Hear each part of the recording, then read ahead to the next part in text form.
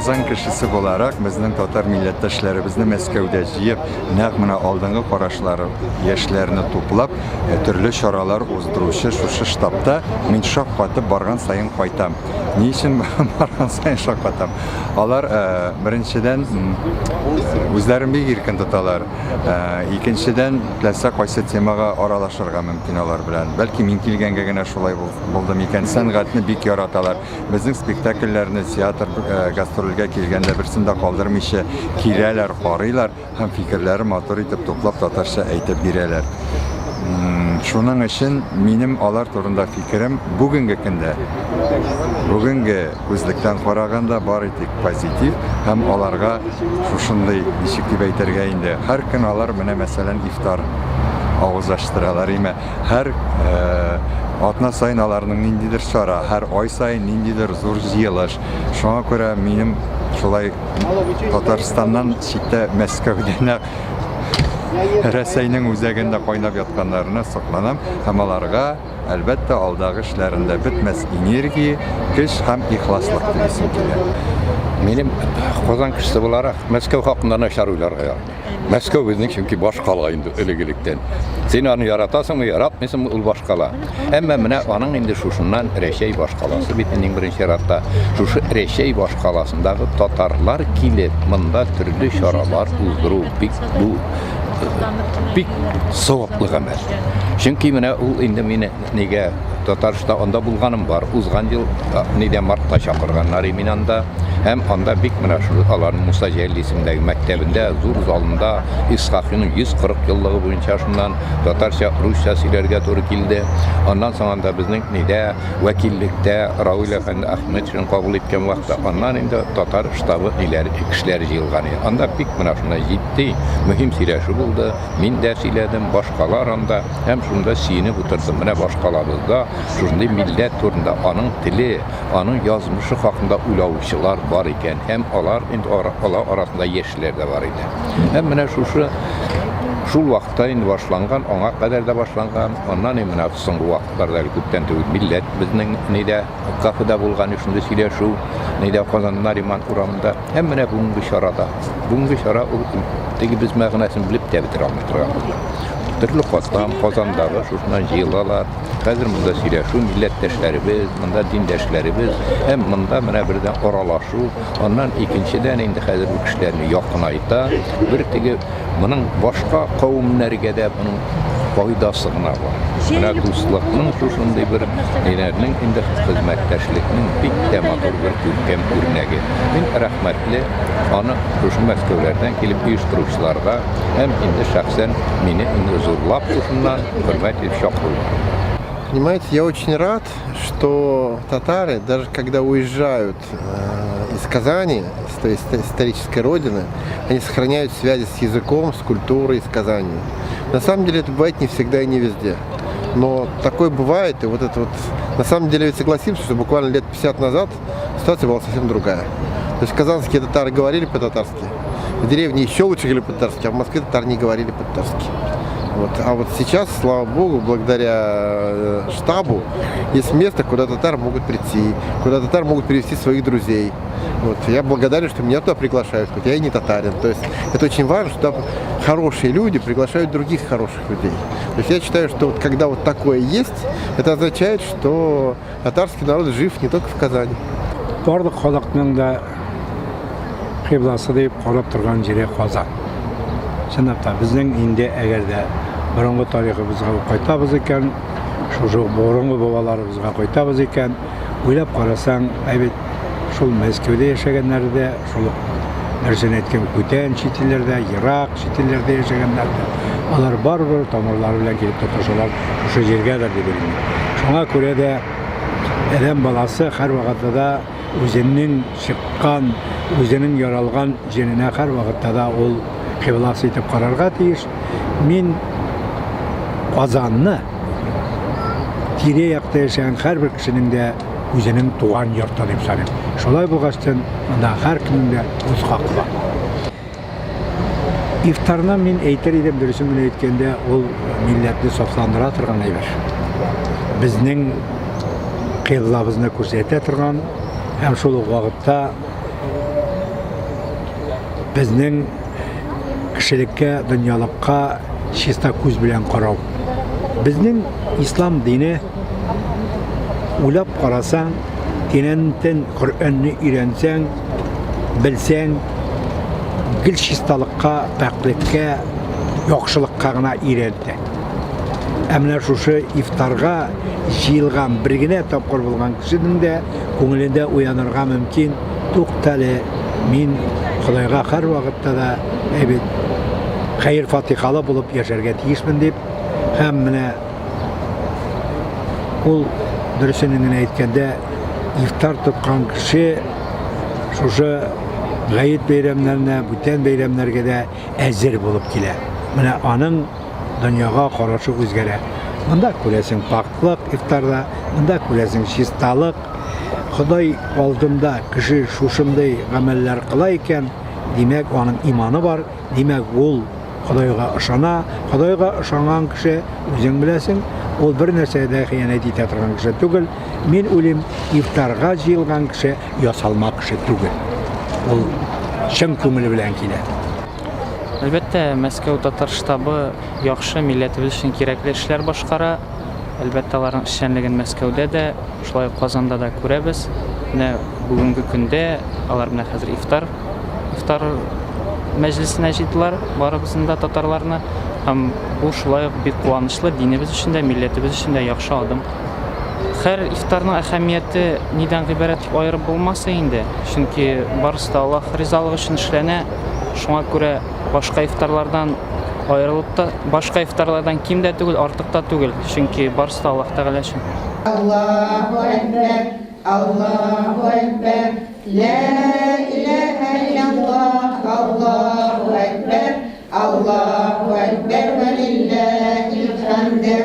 Элхамдулиллаһи раббил аламин, аля ниъматил ислам, аля ниъматил Qur'an. Elhamdülillahi ellezî cealne ilâ ehlil iman vel yaqîne bi rahmetike ya ve selâmen alel murselîn velhamdülillahi rabbil âlemin. Amin. Özüňniň risalygyna ümet edip Qur'an ayetlerini okudyk. Tekbirler, tehliller aytdık, özüňni zorladyk, maqtadyk ya Rabbim. Her barçasında kinçiliklerin ve hatalarını gafo etken halde kabullardan kılsaň hem de sevap ve ecirlerine işegen nasip bolsaydy ya Rabbim. Bu işden benim özümden şuşu Meskow'da, şu Meskow Tatarlar ştabında bulganım var. Çıkış yasaganım var. Biz anda barıp Tuğan jurnalın təqdim etip qaytdık. Hem men şunda özümüzün gazete toğunda da söyledim, o vaxtda bizning gazetega 100 yıl tolgan günler idi.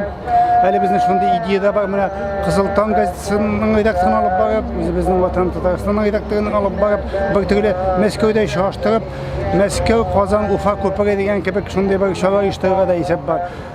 Rüstem Efendi'ye kelgenden rahmat aytgagina kerak. Meskow'da elbette Tatar uyuşmalary köp, bu şularning birisi. Hem şular arasında eng ta'sirlari, eng köp işletilganlarynyň birisi. Meskow'da kimdir aytdi, tirişma bulay, Tolkovdan ötürü Meskow'da bitende 10 milyondan ortak kişi var. Meskow'da Tatar uyuşmalary köp bulgat işler, bütünesine de işleydi. Allah'a şükür, barıp turabız, şuaşıp turabız, daim elimde şuşunday uyuşmalarının boluğu, şuşunday uyuşturuşlarının boluğu bik kökem. Alanın Kazanda da kelip avuz açtıralar eken rahmetten başka söz yok. Bunun şunsa kızık, 25. maydağına yanlışmasam, Egerci'de en kiçkine meşitte avuz açtırdı. Bugün indi Tataristan'dağı 15 bin kişilik iftardan başka andan kala. Çünkü bunda 1000'den artık, gün sayı 1000'den artık kişi avuz açıyor. Bu indi Tegesbiten künge oyga bir güne biz mında gün sayımın artık şahuz açtığa. İn kişine hem in zorda iftarda açtırıp kıymet işleyinde bütün ismini aşağı tutaştırıp koydu mine kalsa. İkisine de katlaşıp. Ana in kişine meşitte de bileler, in zor iftar şatarı koygan meşitte de bileler degen söz Rüstem Cemaliyev'ne. Bir gaybet bir kukken bu işleri devamlı bu sene yılda şurayı açtırsın idi.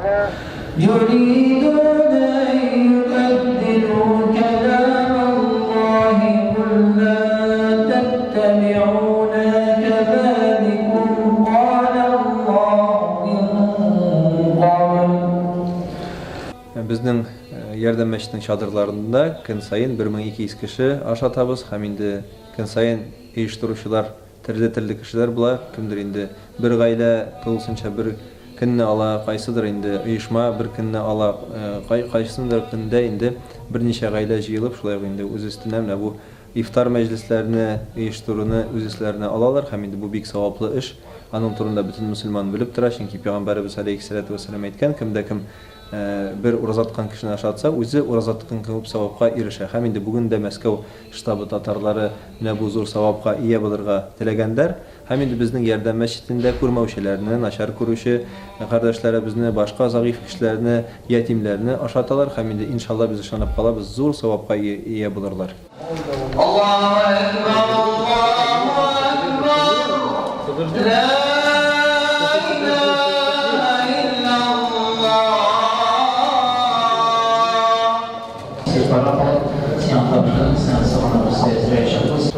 الحمد لله رب العالمين الرحمن الرحيم ومن كان مريضا أو على سفر فعدة من أيام أخر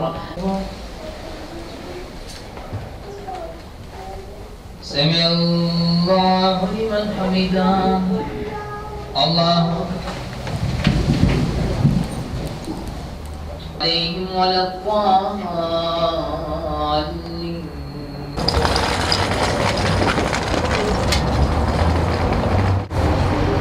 Ana şu anda tege kavat koptirges.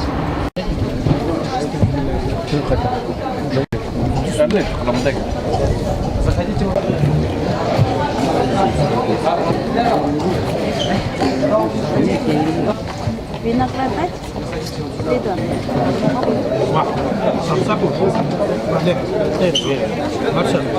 Хайырлы көн, бик шат монда без булырга, монда без дуслар белән штаб-татар, значит, монда әле беренче тапкыр бу мәчет бик известный Россиядә. Моның имам бик беленгән инде Илдар, аны бер кеше белә. Шуңа инде без уйлыйбыз, бу очрашлар безнең традициягә керер дип уйлыйбыз. Шундый монда периодически инде Курбан бәйрәмнәргә, ниләргә бу мәчеткә значит булырга бик монда шадыбыз. Ondan sonra monda bik yaxşı biz tuğanlar bilen, bunda duslар bilen iftar значит birgalab bitamiz indi. И поштук монда бик разобраться инде урышай, там здесь на квадратный метр бик исемле, бик известные, бик уникальные кишелер, монда и поэты, и писатели, и специалисты, но прежде всего хотелось нам от души поздравить Хатип Мининигулыча с 80-летием. Он большой друг нашего штаба, он, значит, бывал у нас, и вот когда у нас были серьезные проблемы с татарским языком, с кризисом, он один из первых приехал к нам, значит, и принял участие на наших круглых столах. Это для нас очень важно и очень ценно для нас. Потом хочется добавить, для молодежи вот здесь сидит, у нас недостаточно развита, значит, Айрат Федрахман, наверное, заметку возьмет, да, вот недостаточно развита у нас вот эта связь молодежи Москвы и Казани. Мы надеемся в будущем эту связь усилить, чтобы больше было общения, Кубряк ее штурлан мероприятиялар болсын біздің, Кубряк оралаш шундай болсын. Эдә уз кул шабып, біргалап, Хатип Мининигулычны құтлайық әлі туған Кубряк.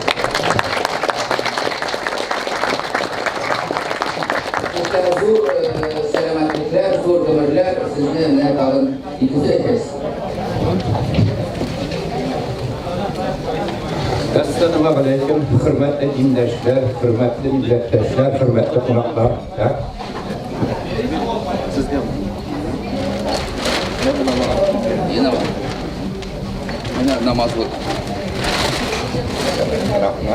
Время делается очень много в деле возрождения традиционных духовных ценностей, в том числе и в нашей республике.